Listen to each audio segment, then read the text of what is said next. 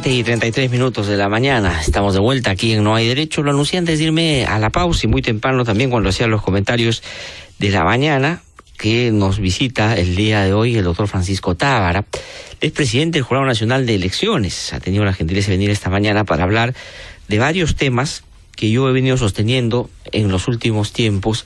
Tienen que ver con un esfuerzo importante que está haciendo el jurado, junto con la OMPE y RENIEC, para tratar de darle mayor institucionalidad a la política, al sistema político de nuestro país, al sistema electoral, para que todo lo que claramente se han identificado ya como sus principales problemas se puedan ir revirtiendo. Han habido algunos avances, algunos temas importantes, pero sin duda hay una tarea pendiente todavía donde las cosas parecen no moverse. Doctor Tábara, gusto saludarlo, muy buenos días. Muy buenos días, Glatzer, encantado de estar aquí en tu programa. Muchísimas gracias por haber venido esta mañana. Bueno, yo tenía varios temas previstos, pero me encuentro hoy día con el diario El Comercio, que hace un resumen de lo que termina siendo el trabajo del jurado frente a los partidos políticos en tanto han sancionado a algunos de ellos por diversos incumplimientos, y que hay un pago de casi 9 millones de soles pendiente por multas electorales que obviamente los partidos no han pagado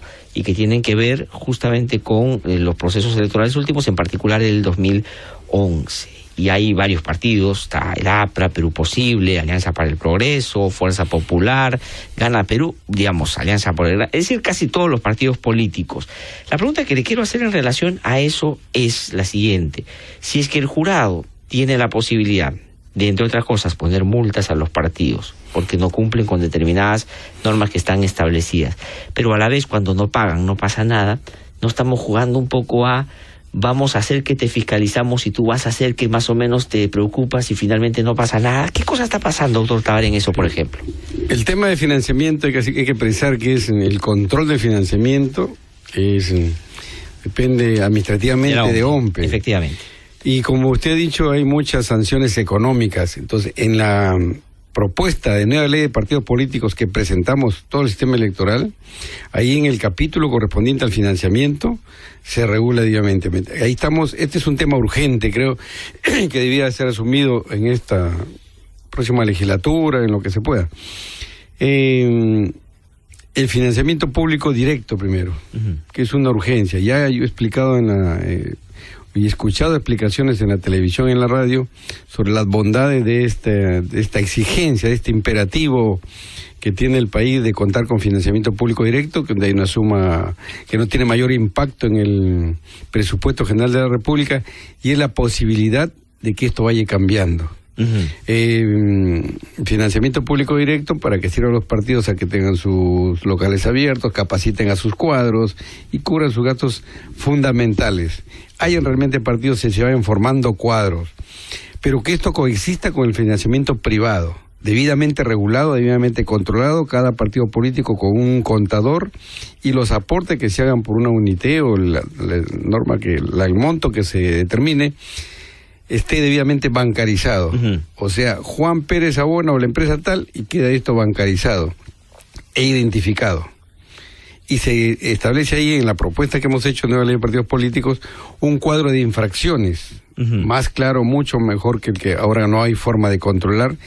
Y este cuadro de infracciones que satisfacen los principios de legalidad y de tipicidad, también un cuadro de sanciones, pero no solamente sanciones económicas.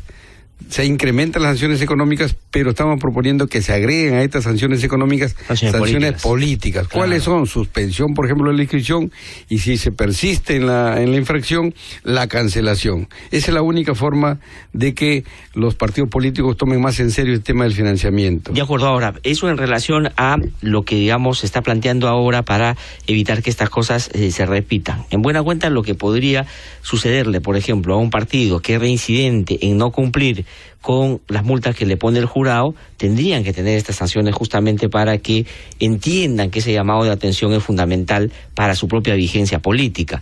Pero sin embargo, ¿qué pasa con lo que ya hasta ahora tenemos? ¿Qué va a pasar, por ejemplo, con estos partidos que no pagan su multa? Conversamos hace un momento de que cómo se hace efectivo una sanción, sea una sentencia o una sanción administrativa pecuniaria.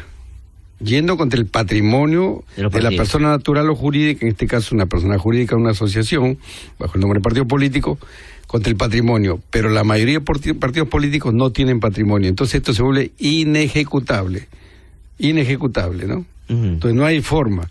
El ordenamiento jurídico actual no da a la OMPE ni al sistema electoral en su conjunto los mecanismos necesarios para hacer un efectivo control del tema de financiamiento, de tal manera que es un imperativo cambiar esto. Esto es, creo que, una de las formas fundamentales a que debe abocarse la próxima directiva, y sería interesante conocer la posición de los aspirantes a la nueva Junta Directiva a la Presidencia del Congreso, comprometerse con continuar la reforma electoral y principalmente tema de partidos políticos, democracia interna, que es fundamental, y el tema de financiamiento. Y el tema de financiamiento. De acuerdo, Saúl, ¿usted lo que cree es, ahora que estamos hablando de determinadas correlaciones que se están generando en las agrupaciones políticas en el Congreso, como es natural cada vez que van a elegir a su mesa directiva, junto con buscar adhesiones o alianzas en algunas agrupaciones, ir planteando algunos temas de agenda que van a ser de prioridad para el próximo periodo? Y ahí considera usted que es un imperativo que las 2 o 3 listas que se presenten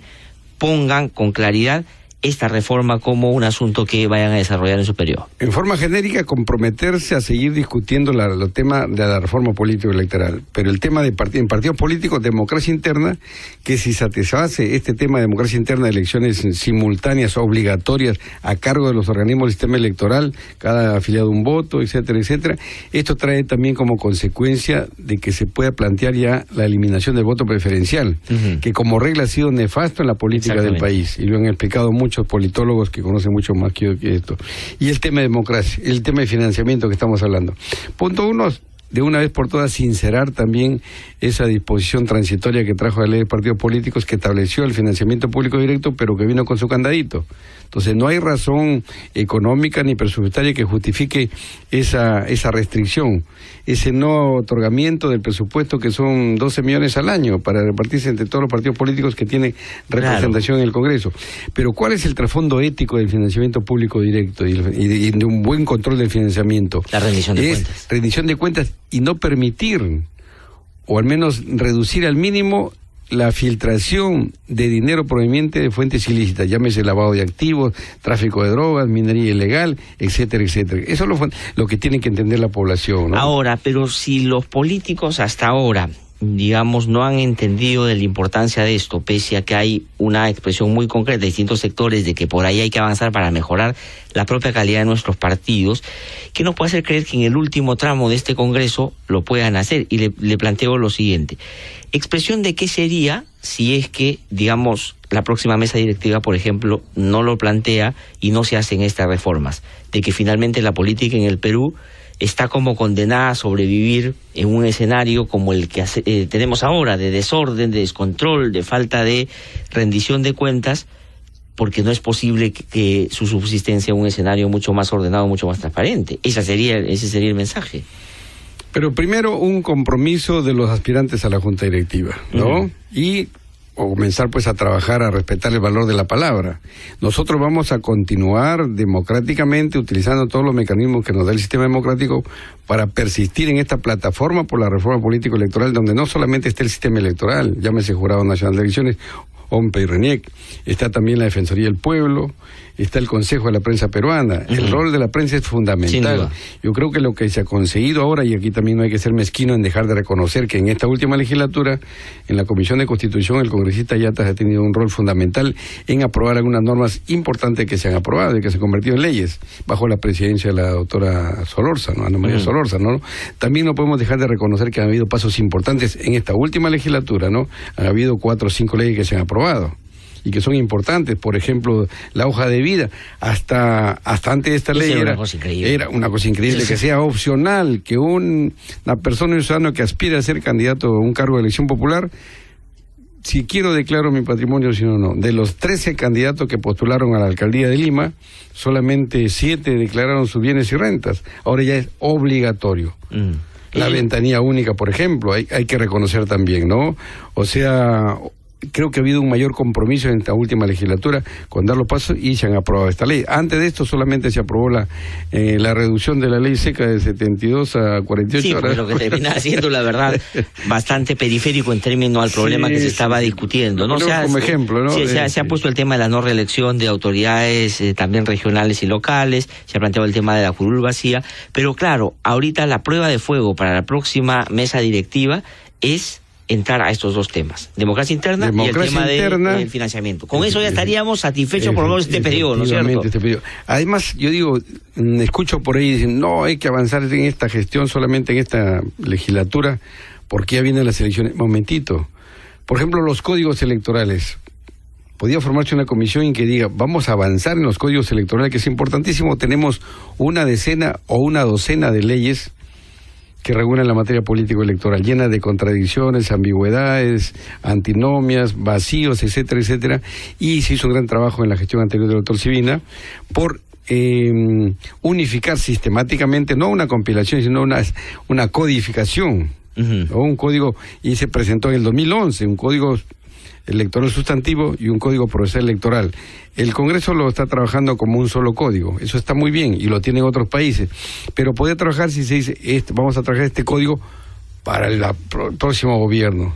En esa forma creo yo que se podía seguir trabajando, con más cabeza fría, con tranquilidad y no dejarse presionar y decir, no vamos a... O sea, obviamente ya a puerta de un proceso electoral, que en los próximos meses temas electorales, pero sí vamos a trabajar para el próximo gobierno. De acuerdo. ¿Entiendes? Sí. Ahora, pero entonces, doctor Tábara, lo que quiero preguntarle concretamente es, las reformas o los cambios que se puedan procurar en esta última legislatura, que además es parte o culmina también con el mandato del presidente Ollanta Humala, esos cambios que se hagan, si se hacen, ¿se van a aplicar para las elecciones del 2016? No.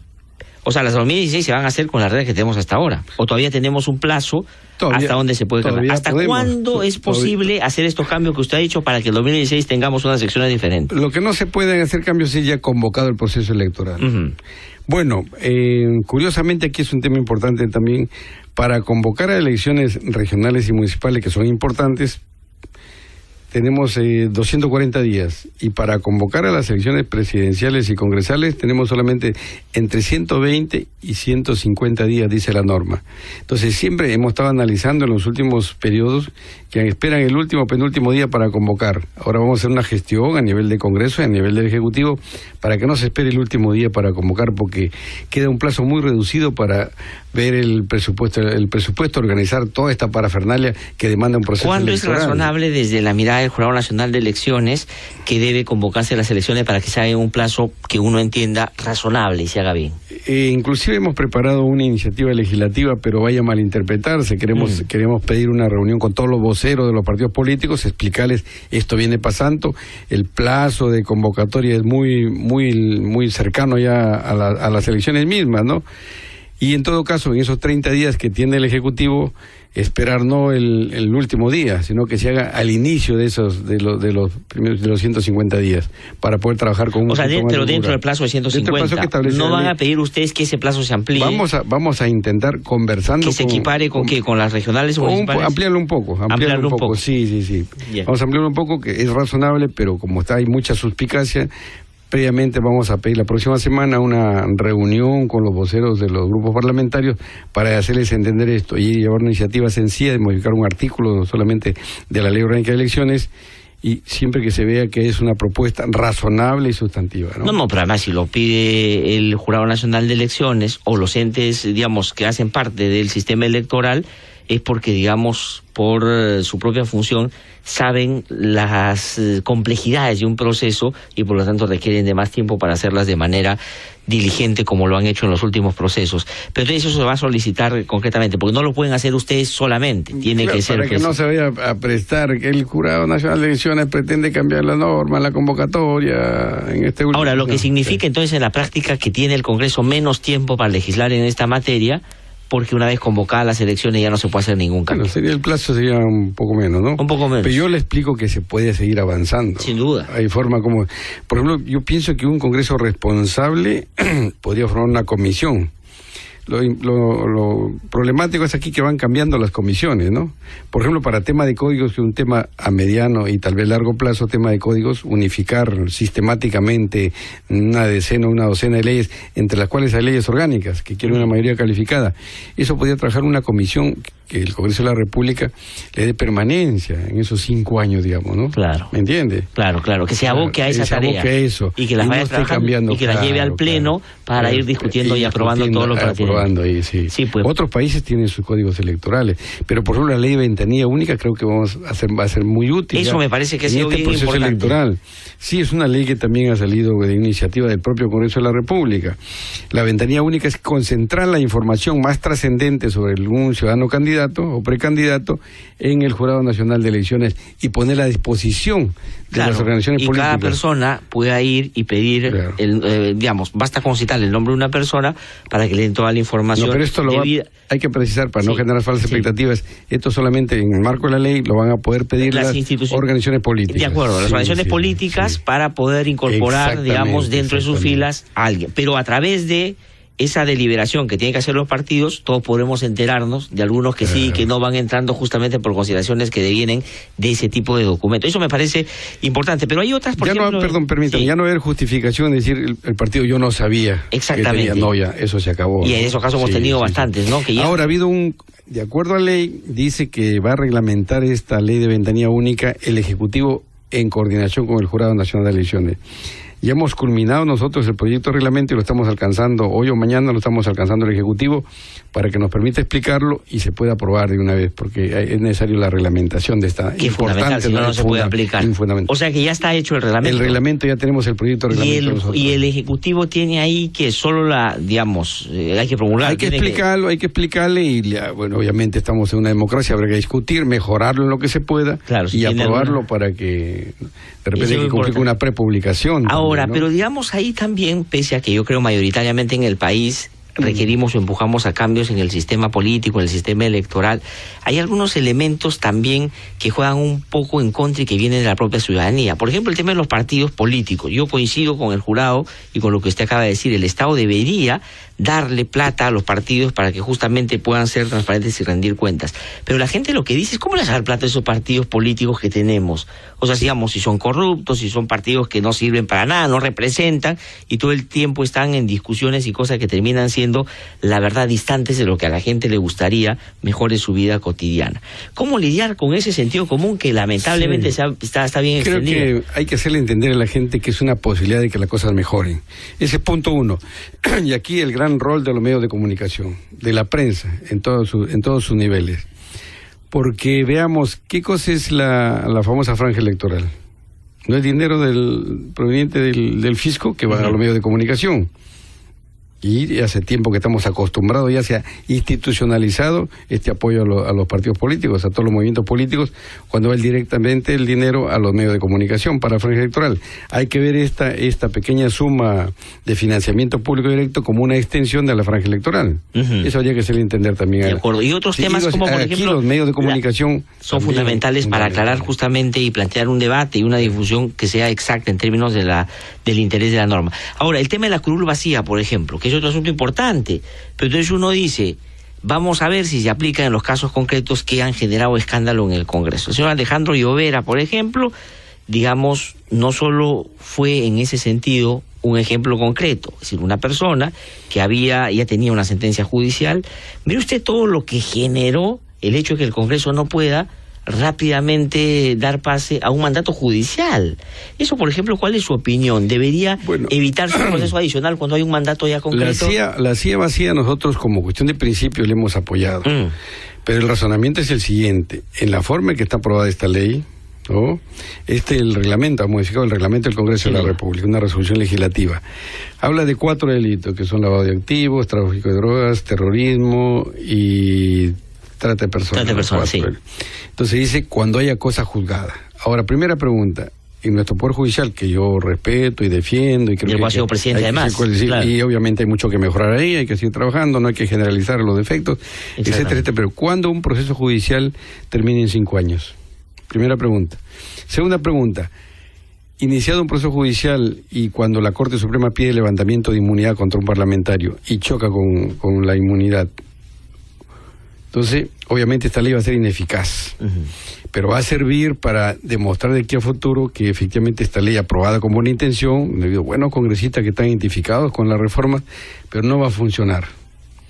Pero no sería un paso para también ir afinando el tema, poner en tema de cómo ponemos en la agenda de discusión el tema de la inmunidad, o hacerla más restrictiva. Ahora mismo el reglamento del Congreso de la República establece que la inmunidad solamente funciona para eventos, procesos judiciales producidos después del asumir el cargo. Pero sin embargo muchas veces llegan con su mochila un congresista y resulta protegido. No, es más, mucha gente teniendo una serie de problemas judiciales entra al Congreso justamente para tapar esos problemas que tiene y evitar ser sancionado. Y hay varios casos en relación a eso que uno puede poner. Y por eso es curioso el caso de Alejandro Llovera, porque, digamos, el Congreso se demoró en tomar la decisión, existiendo un mandato judicial muy concreto, y generó un problema entre el Ejecutivo y el Congreso totalmente innecesario, ¿no le parece? Es un tema sencillo, pero no quiero hablar del caso de Llovera ahorita porque todavía está planteó un recurso extraordinario, luego formuló una denuncia contra el jurado, etcétera, etcétera. Entonces, bueno, han declarado infundado usted su pedido, sí, pero él formuló una denuncia por prevaricato, no sé, por una denuncia constitucional. Claro. Sí, pero esa es la forma. Hemos apoyado, en principio le hemos apoyado a esta ley, ¿no? Ahora, ¿por qué funciona en Colombia? Porque en Colombia tuvieron la valentía de eliminar la inmunidad. Claro, el sentido, solo así tiene sentido. Si no, efectivamente, ahora, claro, usted no puede pronunciarse por el caso de Llovera, pero termina siendo curioso que quien la va a reemplazar es una persona que está investigada por lavado de activos.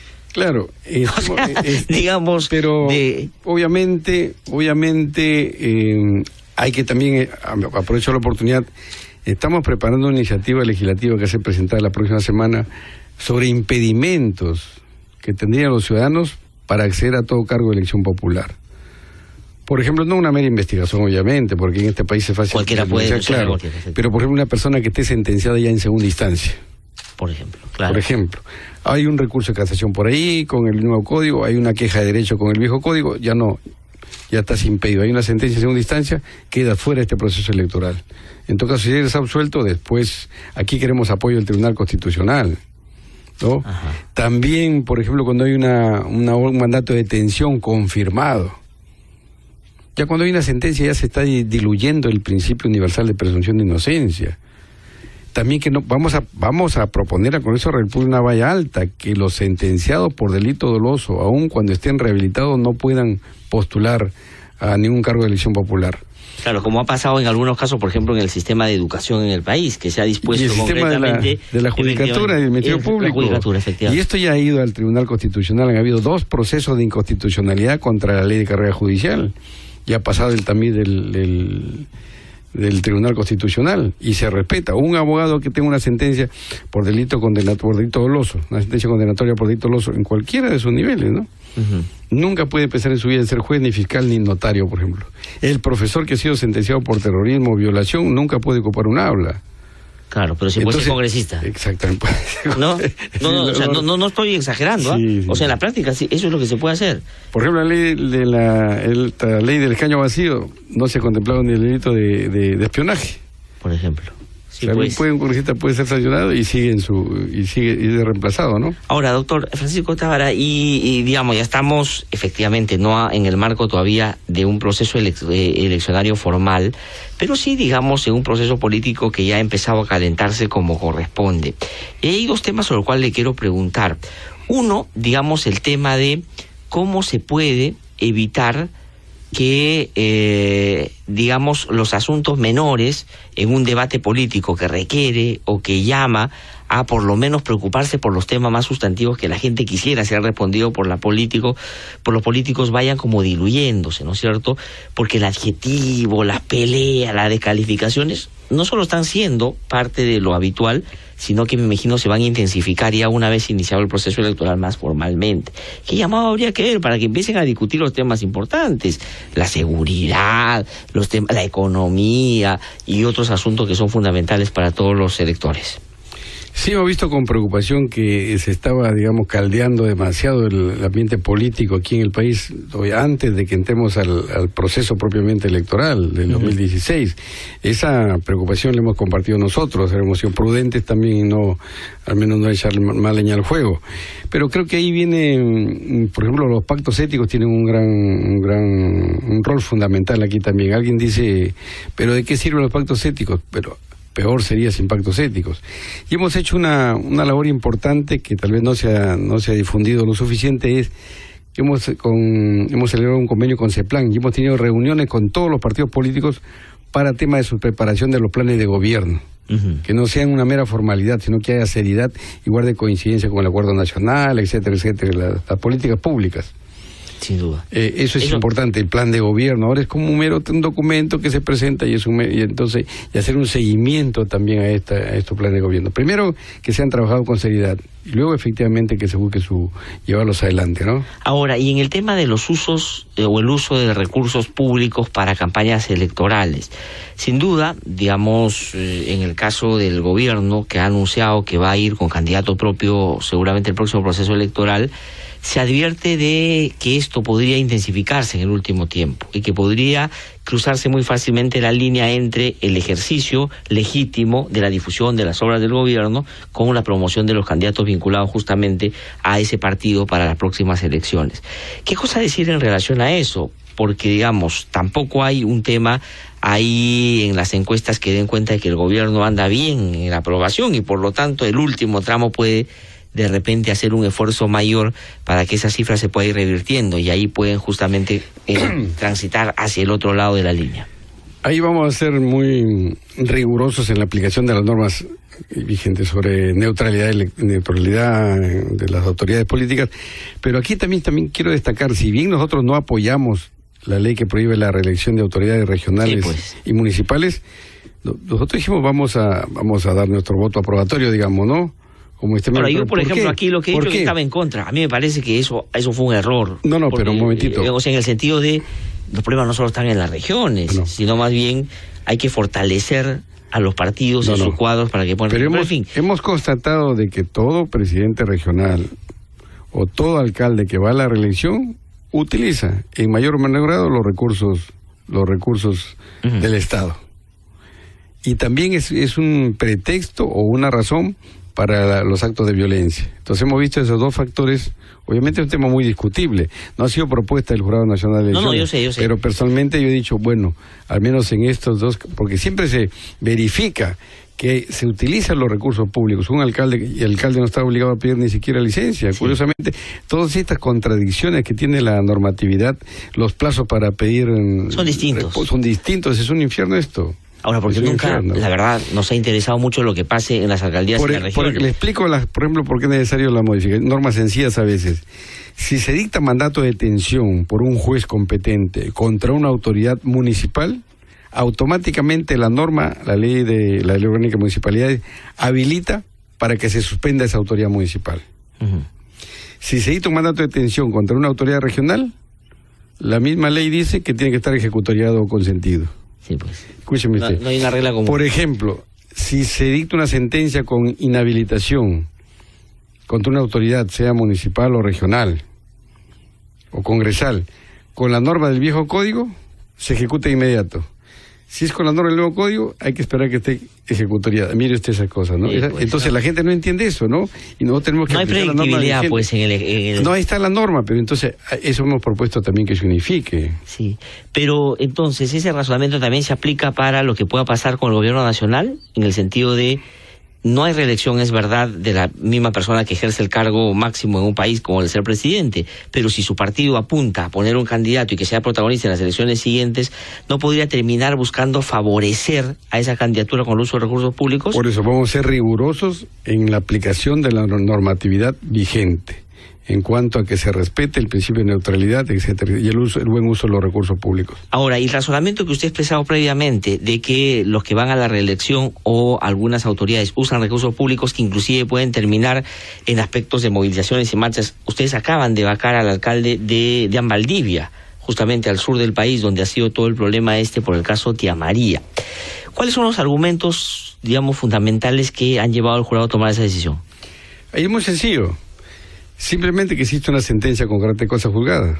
Ahí solamente ahí dependemos, el Jurado Nacional de Elecciones, el Pleno, que no es Francisco Tábara, simplemente la decisión está atada de forma determinante a lo que ya definió el Poder Judicial. Claro, pero ¿cuándo se definió eso?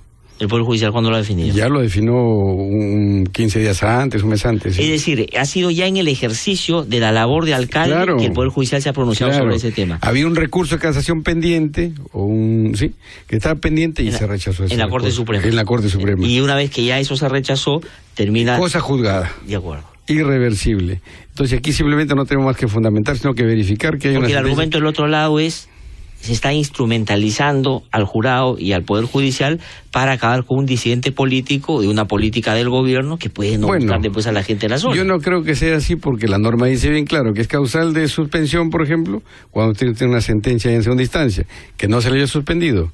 Y es causal ya de vacancia cuando hay una sentencia condenatoria por delito doloso con carácter de cosa juzgada. Más claro con eso. Ahora, pero la comisión, por ejemplo, el otro día conversaba aquí con Rosa Mavila, que investiga los niveles de infiltración del crimen organizado y el narcotráfico en la política, y me dio cuenta de 32 casos y personas que están involucradas en casos muy concretos vinculados al lavado de activos, autoridades regionales, alcaldes. Y si eso se conduce como corresponde, podrían luego terminar en un estadio procesal complicado como para seguir gobernando en sus regiones. Pero sin embargo no va a pasar nada de ese respecto, sí puede pasar. Por ejemplo, por eso hay un presidente regional, no lo voy a mencionar, que se supone que estaba investigado hasta antes de que se inicie el proceso de elecciones regionales y municipales. Sí. Pero hasta ahora no pasa nada, ¿no? Entonces, obviamente también todas las instituciones tienen que funcionar con mayor celeridad y con mayor, digamos, rigurosidad. Ministerio Público, Poder Judicial. Lo que no podemos excluir nosotros a un candidato, ni vacarlo, ni suspenderlo, es porque se dice está investigado, ¿no? Vivimos en un Estado constitucional y democrático de derecho. No, por el argumento por ejemplo, solamente... No, pero claro, aquí estamos hablando de una cosa juzgada. Sí. No, al comentario que hizo previamente, que no se puede, pues, con la sola investigación de una persona, impedir que una persona siquiera aspire a un cargo, porque tiene legítimo derecho. Y eso lo respaldaba el Tribunal Constitucional. Claro, pero aquí tenemos presidentes regionales que están presos, tenemos presidentes regionales que están investigados. Algo habrá que hacer. No, pero en ese caso, por ejemplo, caso Cajamarca, no se han entregado credenciales. No, sin duda. El caso Ancash. Y en caso Ancash, aprovecho ahí nosotros en la plenitud de este señor que después ya ahora se encuentra preso, nosotros corregimos un exceso del Consejo Regional de Huaraz, que había declaró la vacancia indebidamente de un consejero de oposición. Lo hicimos antes de que, desafortunadamente, en la comisión se nos pidió informe y nosotros dijimos, aquí está como muestra este caso, ¿no?